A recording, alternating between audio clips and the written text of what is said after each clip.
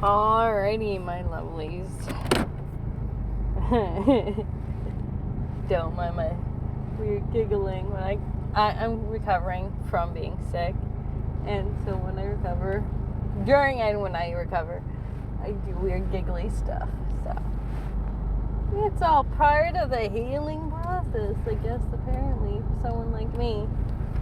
But oh man, it's usually because of this darn cough. But we are here to talk about OSTARA. OSTARA, which way am I going? OSTARA.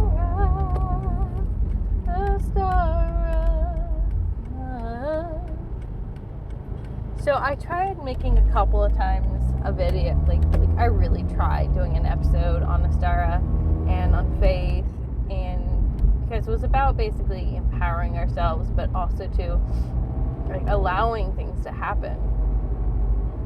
Now, I, like most pagans,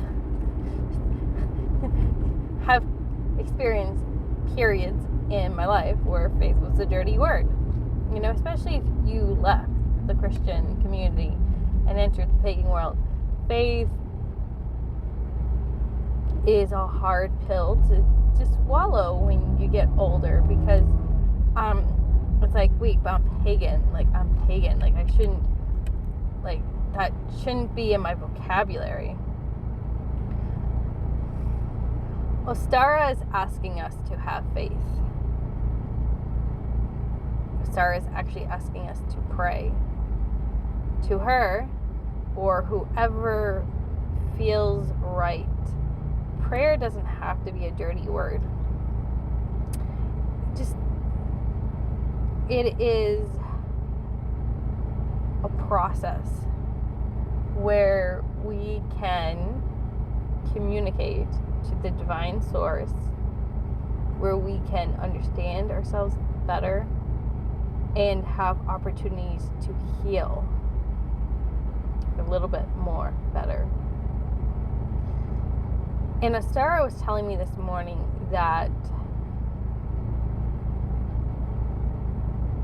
she and her divinity had taken a back seat for a very long time to Jesus. And I have this term I usually kind of explore, so it doesn't feel very accurate for this experience, but the divine theater. For her, it's almost like it's not really about the divine theater. It's really more about, for her, like a way of expressing what can happen in women who lose their power, to help us understand that we can take our places back as women, as powerful women. You know, when we think about OSTARA was the woman, and so many other female goddesses were the woman. And then patriarchy took over, really took over, and women were kind of pushed aside. Our ability to have a voice, to be heard, was minimalized, and sometimes, in some cases, we weren't even allowed even to express frustration, discomfort, pain. I mean, you see it with black women. I'm not black, and I can't know what it's like to go through this experience in a hospital, but where their pain was minimalized, right? That is putting a woman in the dark, putting them aside for the voice of another. Because white women's voices tend to be heard more. Not always, not in my case, because I'm mixed. I am a mixed white woman, specifically Latina mix. But I look white, and I have certain privileges that some Latinas don't have, and I was not really raised in the community because we got Americanized so that we could belong. And I understand that there's privileges with that because we survived. And I have feelings about that, but we're not going to go into that. So in order for us to become empowered, we do need to take our voices back. We do need to be able to be in the room and to fully express ourselves and fully shine and be exuberant. And it's not like you can still shine and express yourselves with all your flaws and your faults. You can still be expressive in your nervousness, right?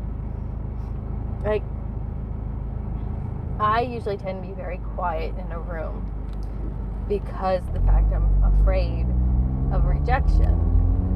And I allowed myself for the first time ever to really allow myself to fully be myself in a room and not just forcing myself to stay silent and just wait until the right moment happened, right? To be myself. I just like, I'm going to be myself now. Really let people know who I am. Like, who am I? And just let them know. And they were very receptive to it. They're very kind, very thoughtful. I really enjoyed it. It felt good. Really good. To be able to shine. And for people to enjoy the warmth from my inner light. I'm a little emotional about that a little bit, but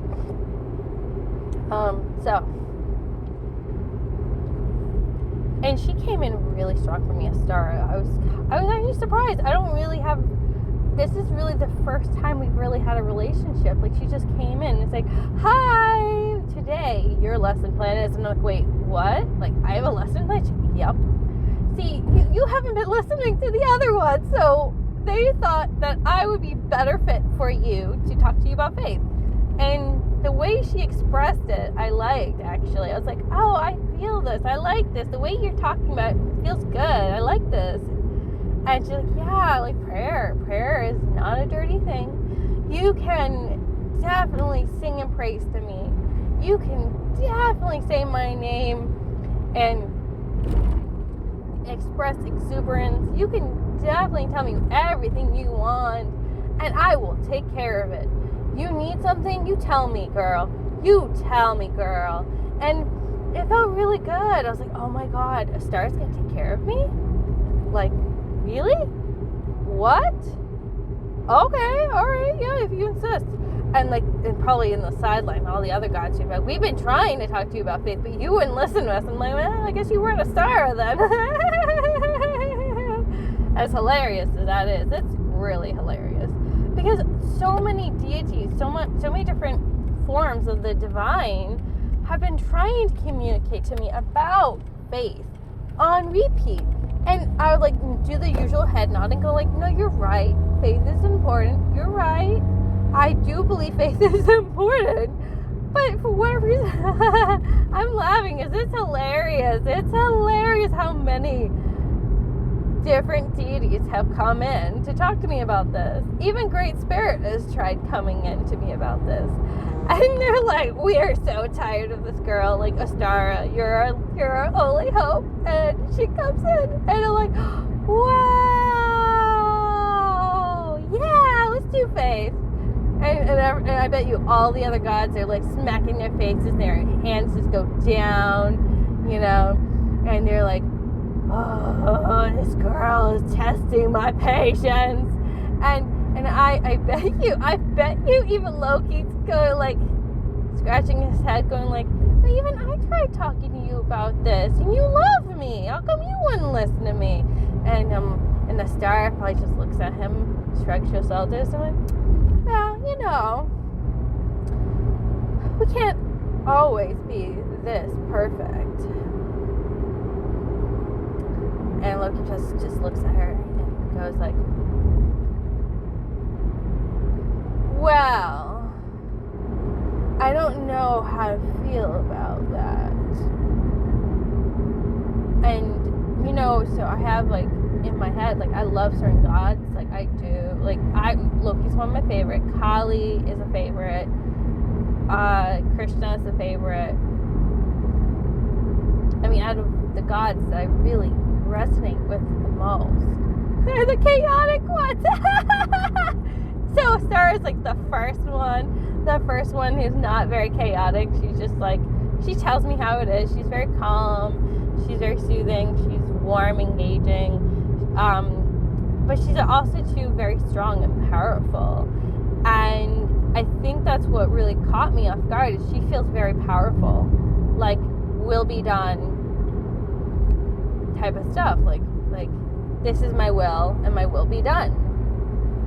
And all she needs is a thought. And the thought, barely even a thought, it's just like a flick with the finger, and then boom, life springs forth.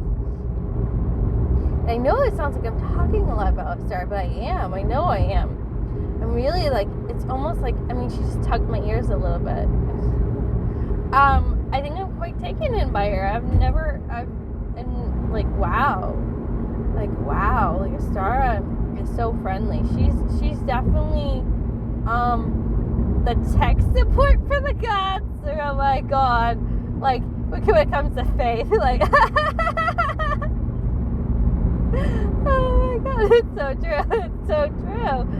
Or at least for me it is. So I'm really embracing her right now. I really love her. I did some prayer work with her earlier, and it felt really good. Like, even right now, I'm in a partial channel right now. Like, I'm in, out, but it's safe enough to drive. It's not a full channel. You do not do a full channel while you're driving. But it's one of those, like, oh, this feels good. This is a good vibe. Like, it's like almost she's got her hand on my head, you know? And she's also, too, got it placed on my back and my throat chakra. And maybe that's where all the laughing is coming from. Because sometimes if you have throat chakra issues, your throat can hurt a lot. And my throat tends to hurt a lot. And this is actually the least it's hurt in a long time. And I've been doing a lot of laughing. If you notice in this episode, like, out of all my episodes, I don't laugh this much. It is so weird. Sorry, like, I coughed and then I laughed. That was weird. But I think that's her way of, like, doing throat chakra work with me and a lot of cleansing. Because when you enjoy life, which Ostara is also too about enjoyment, right? Like, she's all about, like, let's live life to the fullest. Let's love life. Let's not worry about tomorrow. Let's not think about what could go wrong. Let's think about what could go right. Like, let's think about all the wonderful things you have in your life right now. Because right now, you are the most prosperous being in the galaxy. Like, you are one. Like, whoa. This is a world card, baby.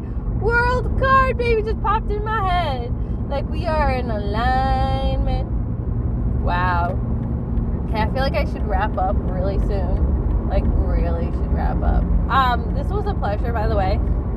So if you really haven't really, if you are curious about Ostara, feel free to, like, reach out to her. Like, she's a blessing in disguise. Like, I'm gonna laugh again. I'm trying not to. I'm really trying not to.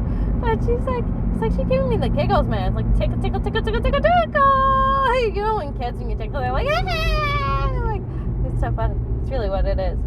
I'm not even gonna do an update. I am so sorry, but I cannot focus anymore. Like, she is a vibe and a half, like, and 10 times. Like, oh my god, like, I was laughing so much. I was in such a good mood for my new job. Like, oh my god. Woo! She does so wonders. That's it. I gotta go, guys, before it's too late. I Hi, if you notice in the image, it's the hanged woman. I came up with this concept like I don't know, like 6 months ago. Like, it was rambling through my brain, right? And I was using AI art, so that's why it doesn't look perfect. But I liked the idea that I liked the thought of shifting things in the tarot to kind of reflect, you know, like almost like an inverse mirror of sorts. And I thought, like, oh, Ostara, it's kind of like, The Ostara that's coming through to me is kind of like the Hanged Woman of sorts. I mean, at least reverse. She was kind of expressing herself like, when we feel disempowered and we lack faith, we are definitely the Hanged Woman in reverse. And I feel like the Hanged Woman positive qualities, if you see the Hanged Man, it's definitely about being willing to be in suspension, to wait, and not feel like to rush anywhere. I think the feminine quality is enjoying life.